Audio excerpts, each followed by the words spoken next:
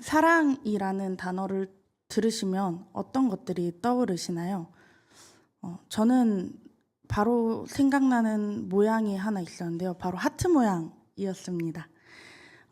또 어떤 분들은 사랑을 의미하는 장미를 떠올리시기도 하고 또 사랑 노래의 한 구절을 떠올릴 수도 있을 것 같습니다.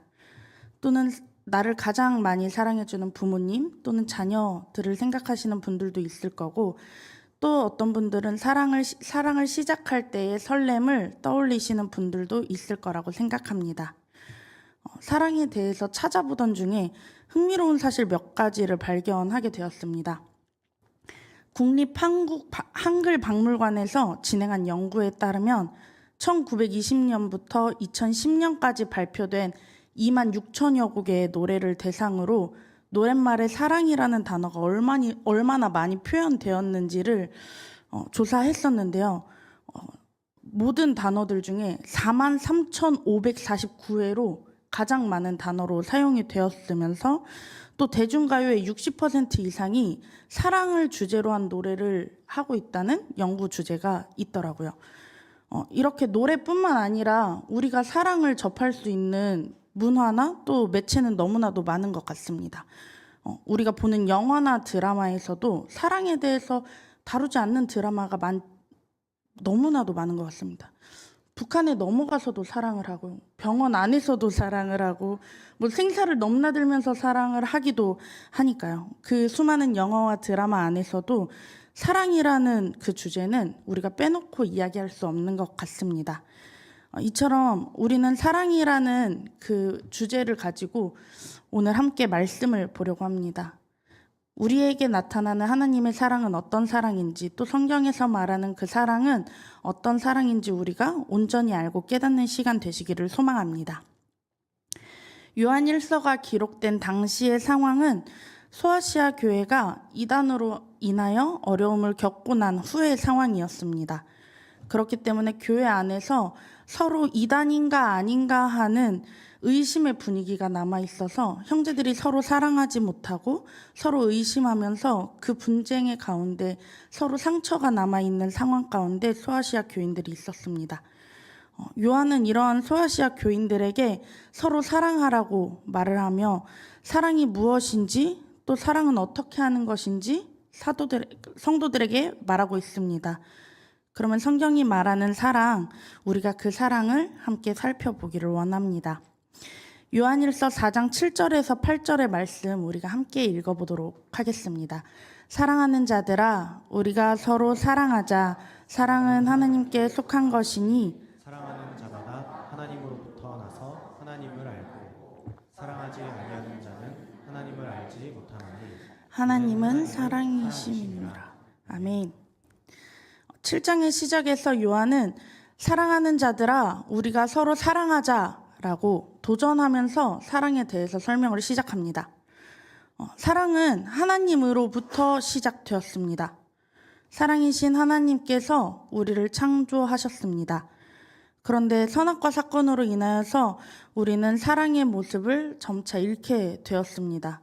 사랑을 잃어버린 우리는 온전히 스스로 사랑할 수 없는, 실천할 수 없는 존재가 되어버렸습니다. 인간의 사랑은 온전한 사랑의 모습을 잃었기에 이러한 모습으로 나타나기도 합니다. 상대방을 진정으로 배려하지 못하고 자신의 욕구와 편의를 위해서 사랑하는 척을 할 수도 있고요.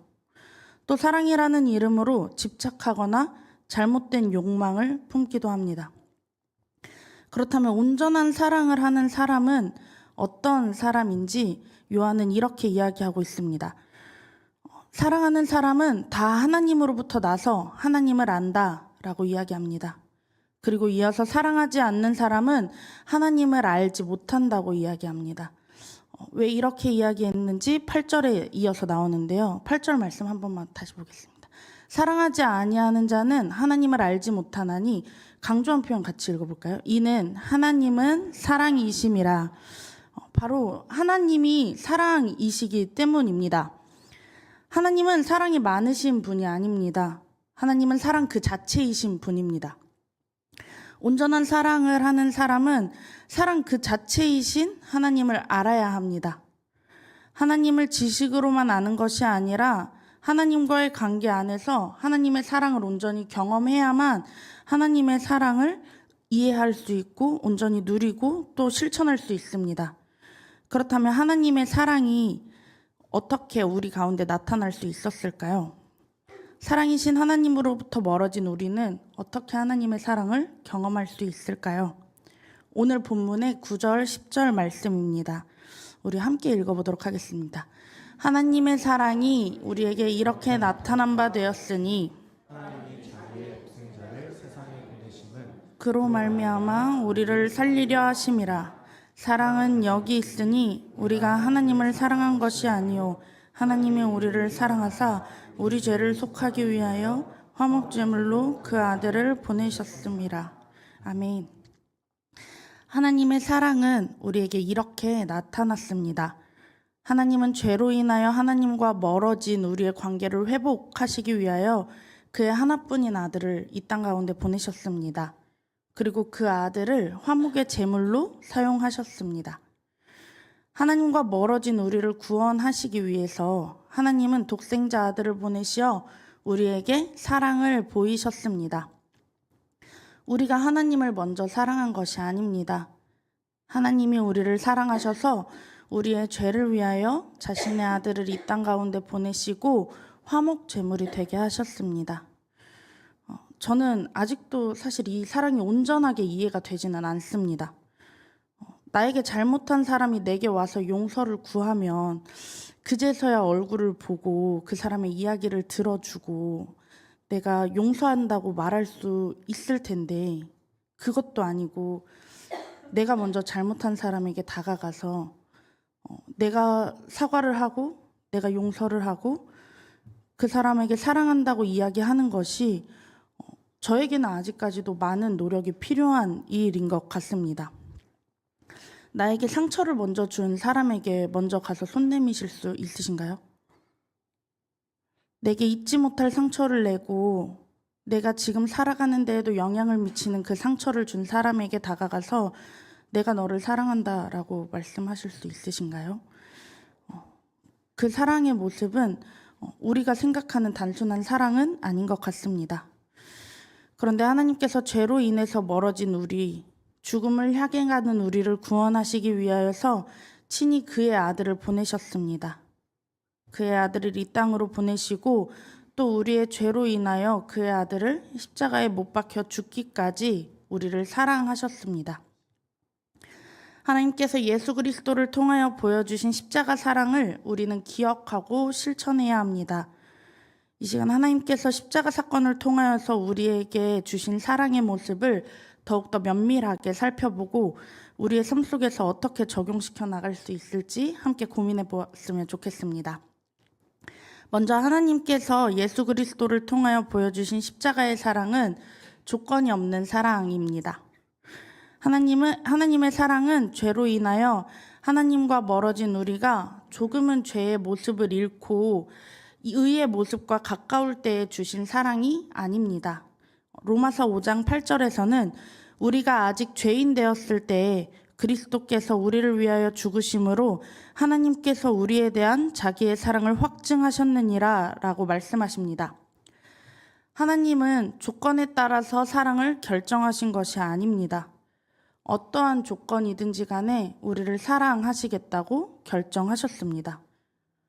우리가 의인이든지 죄인이든지 그것은 상관이 없습니다. 오늘 내가 죄를 지었든 오늘 내가 정말 사랑을 실천했든 우리의 모습과는 상관이 없습니다. 그저 하나님은 우리를 사랑하시겠다고 작정하셨습니다. 하나님은 우리의 이런 죄된 모습까지도 사랑하셨습니다. 그런데 우리의 사랑은 어떤 모습으로 나타나나요? 우리가 가지고 있는 조건이 충족되어야지만 실현이 되고 실천되는 사랑이지는 않은가요? 제 부끄러운 이야기인데요. 최근에 남편에게 작은 분노를 낸 일이 하나 있었습니다. 밖에서 남편과 같이 이제 일을 보고 함께 집에 들어와서 부엌을 정리하고 있는데 남편이 피곤하다면서 이제 소파에 누워서 쉬고 있더라고요. 그래서 쉬라고 하고 제가 부엌을 정리를 하고 있다가 혼자 정리가 어려워서 남편한테 나 이거 하나만 도와줄 수 있어? 라고 물어봤습니다. 근데 우리 여성분들이 원하는 그림 그거잖아요. 내가 이거 도와줄게. 더 도와줄 거 없어? 약간 이런 걸 원할 텐데 저희 남편이 그날따라 많이 피곤했는지 한숨을 푹 쉬면서 이렇게 도와주더라고요. 그래서 제가 그 남편의 모습에 너무 기분이 나빠서 이제 도움 필요 없다. 그냥 가서 쉬어라. 내가 혼자 정리하겠다 하고 하다가 양념을 다 쏟고 부엌을 이제 대청소를 하고 이제 그런 일이 발생했습니다. 근데 우당탕 소리에 남편이 딱 한마디를 더 거들었죠. 도와주냐니까. 남편의 한숨을 들었기 때문에 그 말이 전혀 예쁘게 도와준다는 의미가 아니라는 걸 알고 있기에 도움 필요 없다고 얘기했습니다. 그리고 나 혼자 다 할 거다. 앞으로 너 도움 필요할 때 얘기하기만 해봐라. 내가 언제 도와주나 보자. 약간 이런 미움의 마음을 품고 있었습니다.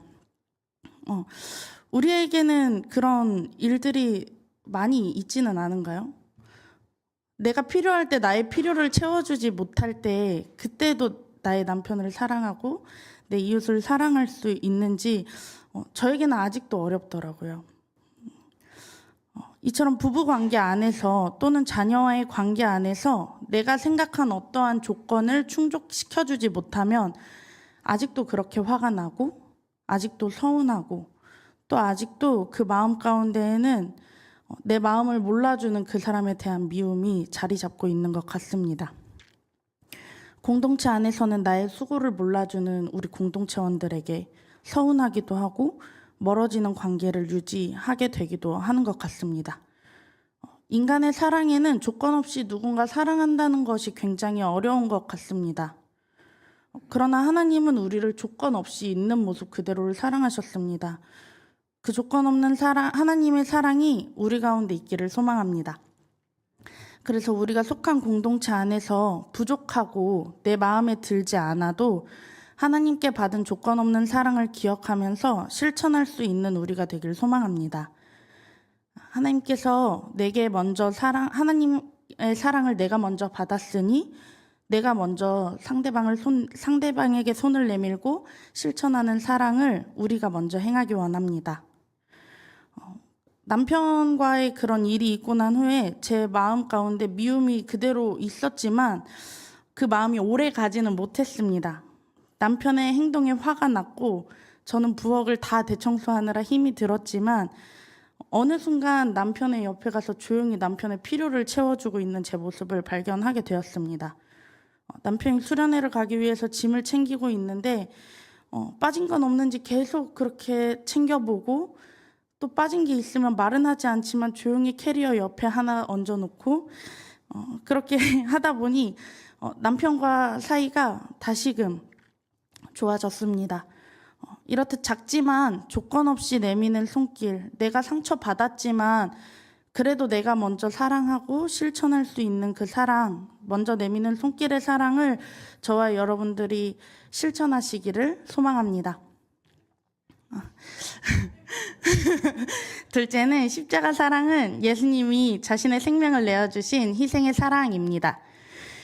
예수님은 우리를 위해서 이 땅에 사람의 몸으로 오셨습니다. 오셔서 수많은 고난과 역경을 겪으셨고 결국 십자가에서 죽기까지 우리를 사랑하셨습니다. 하나님과 멀어진 우리를 다시 회복해 하시기 위해 화목제물로 이 땅 가운데 오셨습니다. 예수님은 자신의 신적 지위를 다 버리고 낮고 낮은 인간의 몸으로 이 땅 가운데 오신 것입니다. 너무 많이 들은 이야기라서 사실 이게 익숙하게 여겨질지 모르겠습니다. 하지만 이 결단은 쉽지 않은 결단입니다. 누군가 우리에게 길가에 버려진 옷, 더럽고 악취가 나는 찢어진 옷을 입으라고 하면 우리는 아무런 고민 없이 그 옷을 입을 수 있을까요? 그런데 그 더럽고 악취가 나고 찢긴 옷, 이 옷은 죄로 인해 타락한 인간의 모습이 아니었을지 다시 한번 생각해 보게 됩니다. 죄로 인해 타락한 인간은 손대기도 싫고 더러운 모습이었을 겁니다. 그런데 하나님은 자신의 모든 신적인 지위를 버리고 그 더러운 옷을 입고 우리 가운데로 오셨습니다. 그리고 하나님을 핍박하고 비웃고 죽기까지 만든 우리를 위해서 하나님은 예수 그리스도는 십자가에 못 박혀 죽으시고 우리를 깨끗게 하셨습니다. 예수 그리스도의 희생의 사랑으로 인하여서 우리는 죽음에서 생명으로 옮겨졌습니다. 우리는 이렇게 큰 희생의 사랑을 받은 존재들입니다.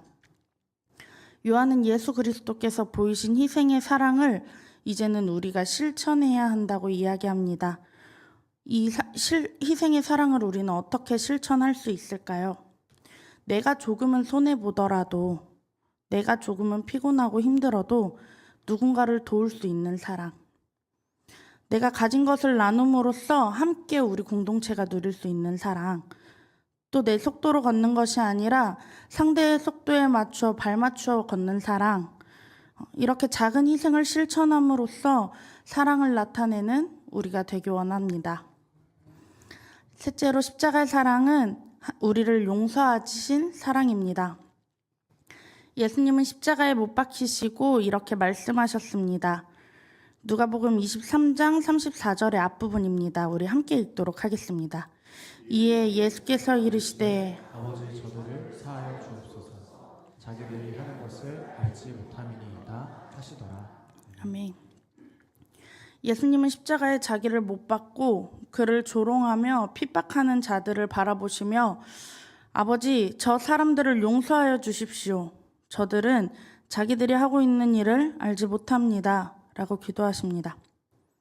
예수님께서 목숨을 다해 사랑했지만 그에게 돌아온 것은 조롱과 핍박과 멸시였습니다.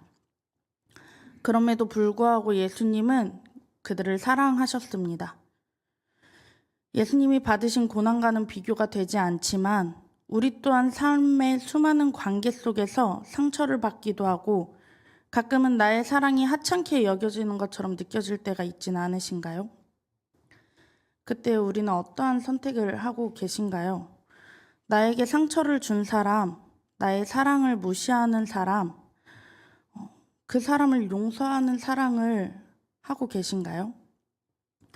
용서의 사랑을 실천하기는 너무나도 어렵습니다.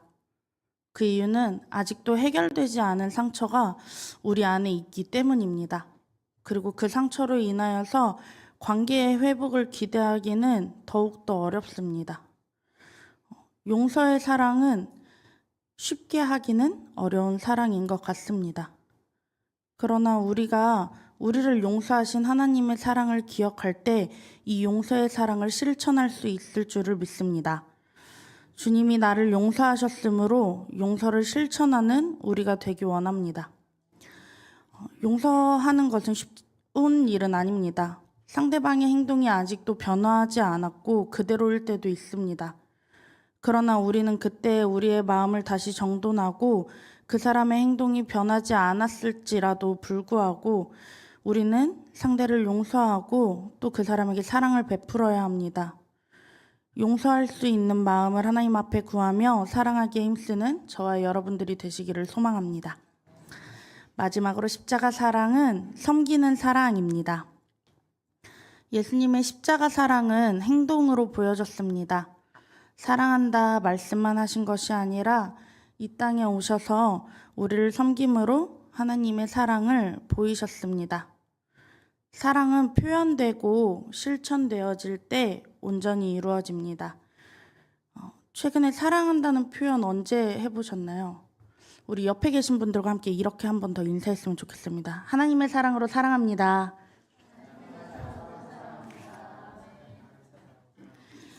네. 오늘 집에 돌아가셔서 우리 사랑하는 가족들을 만나면 꼭 이렇게 한 번 더 인사 나눠주셨으면 좋겠습니다. 사랑한다.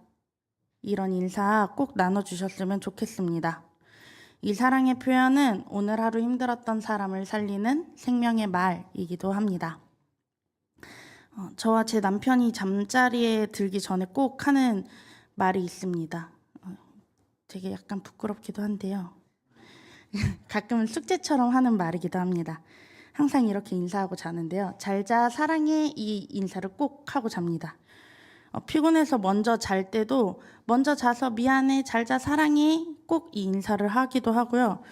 싸운 날 아주 가끔 안 하기도 합니다. 그런데 화가 나고 삐진 말투로 잘 자, 사랑해.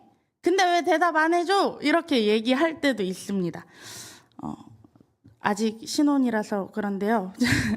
이 사랑의 표현은 참 신기한 게 인사하고 사랑한다고 말하는 순간 모든 싸움의 종료 시점이 되는 것 같습니다. 감정의 골이 깊어지는 것을 막아주는 단어이기도 하고요. 피곤한 하루의 끝에 기분 좋은 밤을 선물하는 말이기도 한 것 같습니다. 사랑의 표현은요, 우리에게 아직까지도 익숙하지 않을 수 있습니다. 우리에게 익숙하지 않은 이유는 우리가 많이 해보지 않아서입니다. 그리고 우리가 많이 받아보지 못했기 때문입니다. 사랑을 표현한다는 것, 그리고 내가 먼저 표현한다는 것은 엄청난 용기가 필요하기도 하고요. 또 많은 시간을 거쳐서 나오는 노력의 결산인 것 같습니다. 사랑의 표현이 사랑해라는 말로 표현되어져야만 하는 것은 아닌 것 같습니다.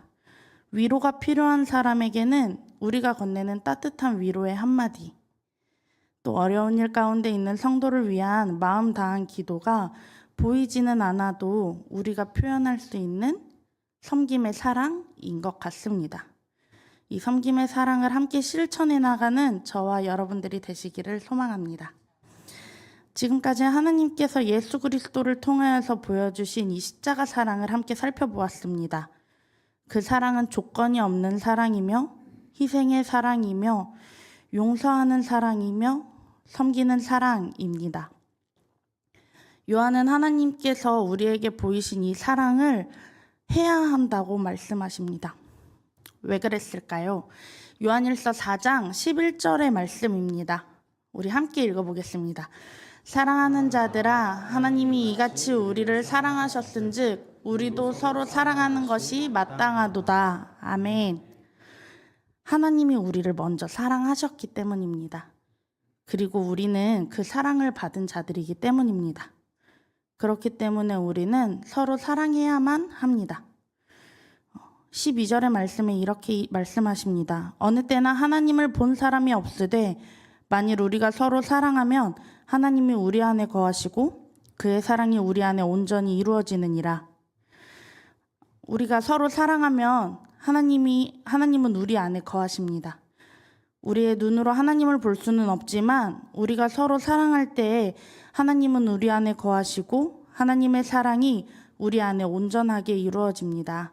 그렇기 때문에 우리는 서로 사랑해야 합니다.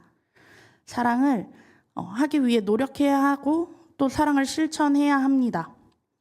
우리가 실패하고 넘어질지라도 계속해서 사랑해야 합니다. 우리 함께 서로 사랑할 수 있으시죠? 네. 사랑합시다. 네. 우리가 함께 사랑을 실천하는 공동체 되기를 소망합니다. 지난 상반기에 마더와이즈를 하면서 리더를 포함한 25명의 여성들과 함께 지혜 과정을 진행하였습니다. 지혜 과정을 통하여서 하나님과의 관계, 나와의 관계, 또 남편과의 관계, 자녀와의 관계, 사역과의 관계, 총 5가지의 관계에 대해서 저희는 살펴보고 그 관계의 회복에 대해서 굉장히 힘을 썼습니다. 9주간 관계를 하나하나 살펴보며 하나님께서 우리에게 주시는 그 관계와 마주하는 시간들이 되었습니다. 스스로가 가지고 있는 상처와 마주하는 시간이기도 했고요. 또 하나님의 말씀 안에서 그 상처가 회복되어지기도 하고 또 상처의 회복을 통해서 관계의 회복을 바라보며 또 소망하는 시간을 가졌습니다. 이 회복이 있기까지 9주간의 시간 동안 그분들이 처한 상황과 환경이 변화였기 때문에 상황과 상처가 회복되고 관계가 회복된 것은 아닙니다. 남편이 지나간 일들을 와서 사과한 것도 아니었고 가족들이 내게 와서 먼저 사과한 것도 아니었습니다. 우리의 삶 속에서 변한 것은 아무것도 없었습니다. 그런데 우리의 관계가 회복될 수 있었던 이유는 온전히 하나님의 사랑을 경험했기 때문이라고 믿습니다. 말씀을 통하여서 하나님을 경험하고 또 내가 내 스스로에게 주었던 상처들을 다시 살펴보기도 했고요. 또 가족들이 내게 준 상처, 가정을 이루며 남편이 내게 주었던 상처들을 다시 한번 살펴보았고 또 그 상처들이 하나님의 말씀 안에서 회복되었습니다.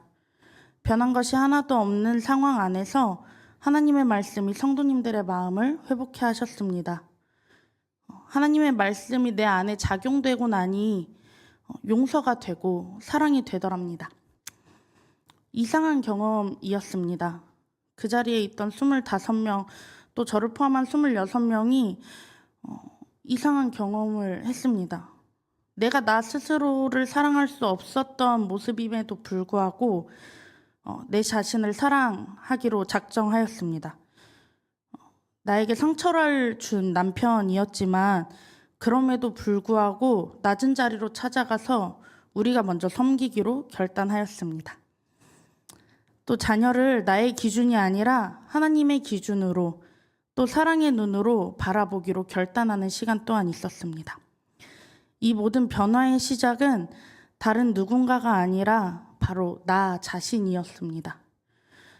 내가 나를 바라보는 시선이 세상의 시선이 아닌 하나님의 시선이 되니 나를 사랑할 수 있게 되었고, 또 남편을 바라보는 시선이 세상의 기준이 아니라 하나님이 주신 그 시선으로 바라보고 섬길 수 있게 되었고요. 세상의 기준으로 자녀를 선택하고 또 세상의 방식으로 키워내는 것이 아니라 무조건적인 하나님의 사랑으로 자녀를 사랑하고 바라보기 시작하니 자녀가 나를 사랑하기 시작하는 시간이었습니다. 이 모든 것이 가능할 수 있었던 이유는 우리가 하나님의 사랑을 먼저 깨달았고 우리가 서로 사랑했기 때문이라고 믿습니다. 우리 공동체의 변화는 누군가의 변화로 시작되는 것이 아니라 바로 나로부터 시작되는 변화입니다. 내가 하나님의 사랑을 바로 알고 온전한 사랑을 실천할 때 우리 공동체는 사랑의 공동체가 될 수 있습니다. 우리가 그런 공동체가 될 수 있는 이유는 하나님이 우리 안에 거하시기 때문입니다. 사랑이신 하나님께서 서로 사랑하는 우리 가운데 거하시기에 우리는 계속해서 사랑할 수 있고 또 사랑을 이어갈 수 있습니다. 서로 사랑합시다. 넘어지고 실패할지라도 다시 처음부터 사랑합시다. 실패했더라도 거절당했던 경험으로 두렵더라도 다시 한번 용기 내서 사랑합시다. 사랑함으로 온전히 하나님을 경험하고 누리는 저와 여러분들이 되시기를 진심으로 축원합니다.